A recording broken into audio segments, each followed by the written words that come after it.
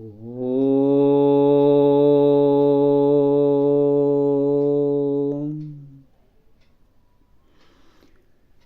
ಮುದ್ದು ರಾಮ ಮಂಜರಿ.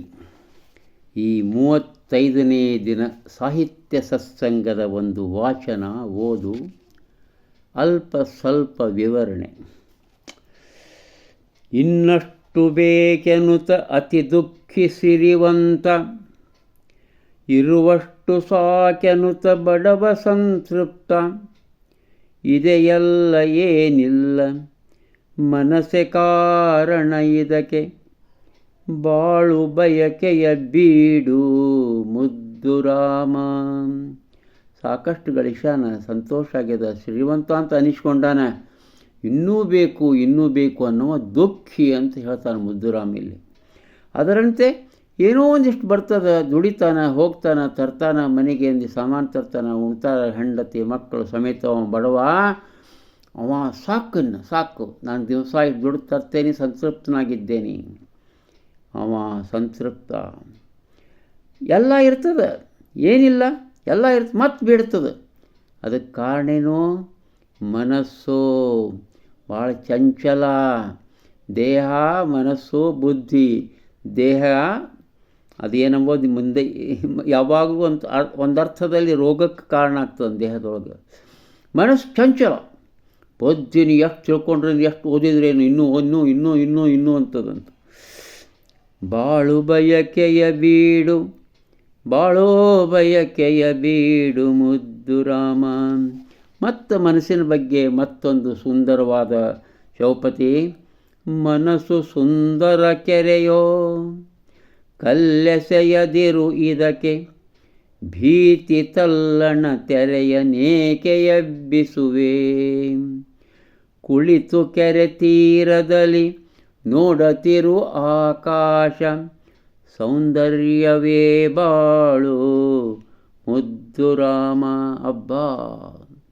ಹಬ್ಬ ಒಂದು ಗೈಡೆನ್ಸ್, ಒಂದು ಮಾರ್ಗದರ್ಶನ.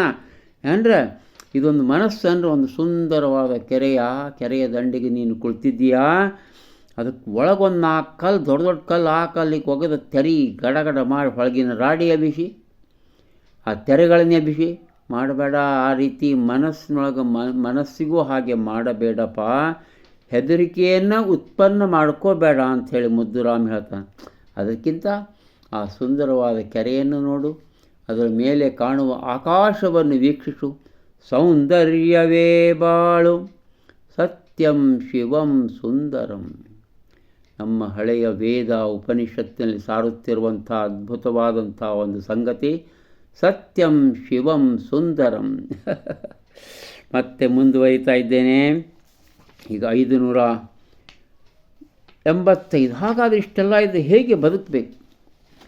ಮಿತವಾದ ಆಹಾರ, ಸರಿ ನಿದ್ದೆ, ವ್ಯಾಯಾಮ, ಕಾಲಬದ್ಧತೆಯಿಂದ ಬದುಕು ಸುಂದರವೋ. ಕೆಡಕ ನೆನೆಯದ ಮನಸ್ಸೆ ಜೀವಿತಕ್ಕೆ ಸರಿ ಶ್ರುತಿಯೋ. ಮಿಡಿವ ವೀಣೆಯೋ ಬಾಳು ಮುದ್ದು ರಾಮ. ವಾಸ್ತವಿಕವಾದ ಒಂದು ಅದ್ಭುತವಾದ ಮಾರ್ಗದರ್ಶನದ ಚೌಪದಿ ಇದು. ಎಲ್ಲೆಲ್ಲಿ ಏನೇನೋ ವರ್ಣ ಬರ್ತಾವೋ ನಾವು ಓದ್ತೀವಿ, ಅಥವಾ ಬಿಟ್ಬಿಡ್ತೀವಿ. ಆದರೆ ಈ ಚೌಪದಿಯಲ್ಲಿ ವಾಸ್ತವಿಕೆಯ ಒಂದು ಅದ್ಭುತವಾದ ಮಾರ್ಗದರ್ಶನ, ಉಪದೇಶ ಅಡಗಿದೆ. ಮಿತವಾದ ಆಹಾರ, ಹಿತಮಿತವಾದಂಥ ಆಹಾರ ಸೇವನೆ, ಸರಿ ನಿದ್ದೆ ಮಾಡಲಿಕ್ಕೆ ಬೇಕು. 8 hours work, 8 hours sleep, 8 hours all other things. ವ್ಯಾಯಾಮ ನೋಡಿ, ಎಷ್ಟು ಆರೋಗ್ಯವನ್ನು ಸರಿಯಾಗಿಟ್ಕೊಳ್ಳಿಕ್ಕೆ ಇದು ಅವಶ್ಯ. ಕಾಲಬದ್ಧತೆ, ಶಿಸ್ತು. ಈ ಟೈಮ್ಗೆ ಇದು ಮಾಡಬೇಕು. ಅದರಿಂದ ಜೀವನ ಸುಂದರವಾಗುತ್ತದೆ. ಕೆಡಕ ನೆನೆಯದೆ ಮನಸ್ಸೇ ಜೀವತಕ್ಕೆ ಸರಿ ಶ್ರುತಿಯೋ. ಎಂಥ ಉಪಮೆ ಕೊಡ್ತಾರ್ರಿ.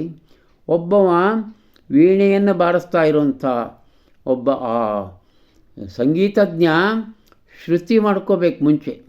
ಆ ಶ್ರುತಿಯನ್ನು ಸರಿಯಾಗಿ ಮಾಡಿಕೊಂಡು ಅದರಂತೆ ಹಾಡಬೇಕು, ಅಥವಾ ಆ ವಾದನವನ್ನು ನುಡಿಸಬೇಕೋ ಆವಾಗ ಆ ಶ್ರುತಿ ಸರಿ ಇರಬೇಕಲ್ಲ.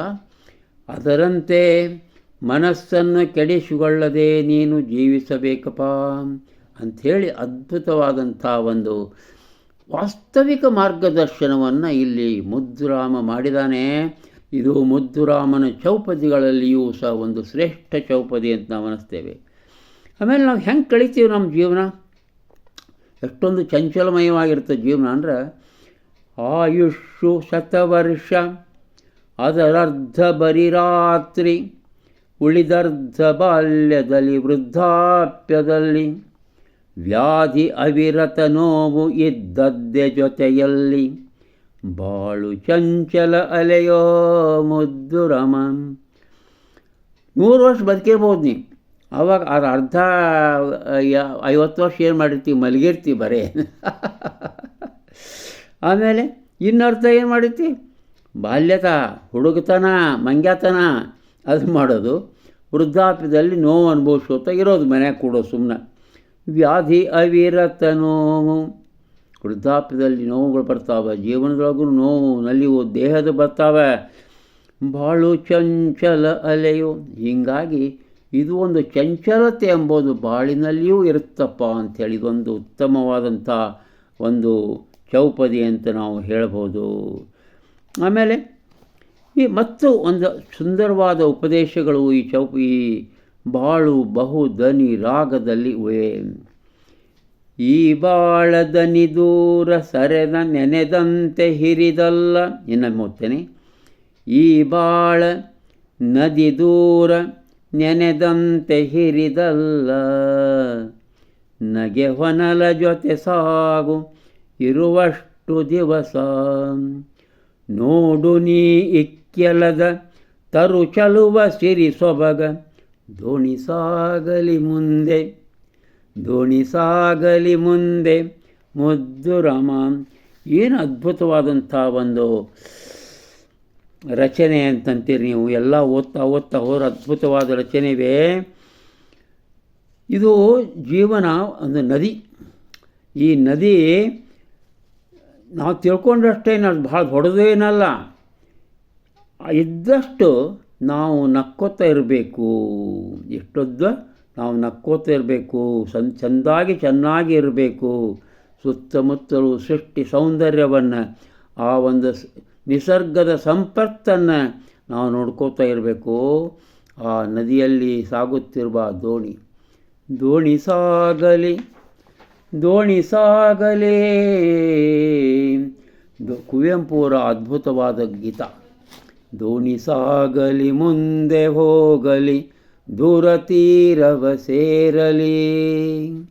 ಅದರ ಕೊನೆ ಸಾಲುಗಳು ಅದ್ಭುತವಲ್ರಿ. ನಾವು ಲೀಲಾ ಮಾತ್ರ ಜೀವರು, ನಾವು ಲೀಲಾ ಮಾತ್ರ ಜೀವರು. ಆಮೇಲೆ ಇಂದು ಇಂದಿಗೆ ನಾಳೆ ನಾಳಿಗೆ ಅಂಥೇಳಿ ಅದೇನು ಪದ್ಯದ ಅದ್ಭುತವಾದಂಥ ಒಂದು ಆ ದರ್ಶನವನ್ನು, ಜೀವನದ ದರ್ಶನವನ್ನು ನಮ್ಮ ರಾಷ್ಟ್ರಕವಿ ಶ್ರೀ ಕುವೆಂಪು ಅವರು ನೀಡಿದ್ದಾರೆ. ಅದೇ ಅರ್ಥ ಇಲ್ಲಿ ಉಂಟು. ಆಮೇಲೆ ಅದು ಜೀವನದೊಳಗೆ ಒಂದು ಹುಡುಗಾಟ ಇರಬೇಕು, ಅರಸೋವಿಕೆ ಇರಬೇಕು. ಏನು ಏನು ಏನು ಯಾಕೆ ಅವು 5 Ws ಅಂತವಲ್ಲ ಇಂಗ್ಲೀಷ್ನೊಳಗೆ. ಯಾಕೆ, ಏನು, ಎಂತು, ಹೇಗೆ ಅಂತ ತಿಳ್ಕೊಂಡು. ಬೆಲ್ಲ ಸವಿದರೆ ನಲಿವು, ಬೇವನುಂಡರೆ ನೋವು, ನೋವು ನಲಿವಿನ ಮೂಲ ಅರಸುವುದೇ ಬಾಳು. ಓಹೋ, ಅರಸಿದರೆ ಈ ಸತ್ಯ ಸಿಗುವಂಥದ್ದೇನಲ್ಲ, ಹುಡುಗಾಟ ಹುಡುಗಾಟ ಮುದ್ದುರಾಮ. ಜೀವನದೊಳಗೆ ಸುಖ ದುಃಖ, ನೋವು ನಲಿವು, ಬೆಲ್ಲ ಸಿಹಿ, ಬೇವು ಕಹಿ, ಇದೆಲ್ಲ ಇದ್ದದ್ದು ಹುಡುಕೋತ ಹೋಗಬೇಕು. ಮನುಷ್ಯ ಹುಡುಕಬೇಕು, ಪ್ರಶ್ನೆ ಮಾಡಬೇಕು ಅಂಥೇಳಿ ಇಲ್ಲಿ ಮುದ್ದುರಾಮ ಹೇಳ್ತಾನೆ. ಎಷ್ಟೊಂದು ಅದ್ಭುತವಾದಂಥ ಒಂದು ಈ ಚೌಪದಿಗಳು ಇವತ್ತು ಓದಿದ್ವೆಲ್ಲ ಒಂದು ಅಪೂರ್ವವಾದಂಥ ಒಂದು ಉಪದೇಶವನ್ನು, ಒಂದು ಮಾರ್ಗದರ್ಶಕವನ್ನು ಕೊಡ್ತಾ ಬಂದರೆ ಭಾಳ ಸಂತೋಷ ಆಗ್ತದೆ. ಮತ್ತೆ ನಾಳೆ ಮುಂದುವರಿತದೆ ಈ ಪ್ರಕರಣ. ನಮಸ್ಕಾರ.